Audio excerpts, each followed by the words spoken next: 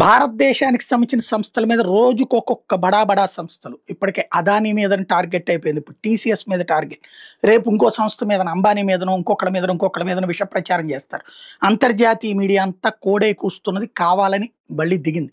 బీహార్ ఎన్నికల దృష్టిలో పెట్టుకుని పబ్లిక్లో ఒక నెగిటివ్ యాటిట్యూడ్ క్రియేట్ చేసి పెద్దవాళ్ళకి దోచిపెడుతున్నారు, పేదవాడికి ఏమీ లేదన్నటువంటి ప్రచారాన్ని అటు రాహుల్ గాంధీ, తేజస్వి యాదవ్ వీళ్ళందరికీ చేయడానికి వీలుగా వాషింగ్టన్ పోస్ట్ దగ్గర నుంచి అంతర్జాతీయ మీడియా అంతా ఫోకస్ చేస్తుంది. వాళ్ళకి అనుకూలంగా ఉన్నట్టు సోషల్ మీడియా ఫోకస్ చేస్తుంది.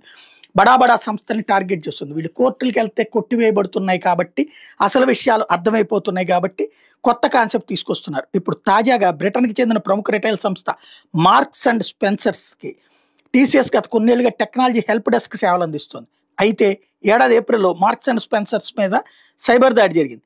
ఈ సంస్థ దాదాపు 300 మిలియన్ పౌండ్ల నష్టం వచ్చింది. ఈ దాడుల నేపథ్యంలోనే టీసీఎస్ ఏదైతే మనకి టాటా కన్సల్టెన్సీ సర్వీసెస్ ఉందో $1 బిలియన్ హెల్ప్ డెస్క్ కాంట్రాక్ట్ని క్లోజ్ చేసేసింది M&S కంపెనీ అని టెలిగ్రాఫ్ రాసుకొచ్చింది. అంటే అది కూడా ఈ డీప్ స్టేట్ వాళ్ళ పత్రికేనమాట. ఇది ఎందుకు దీని మీద ఇప్పుడు టీసీఎస్ సమాధానం చెప్పుకోవాల్సి వచ్చింది.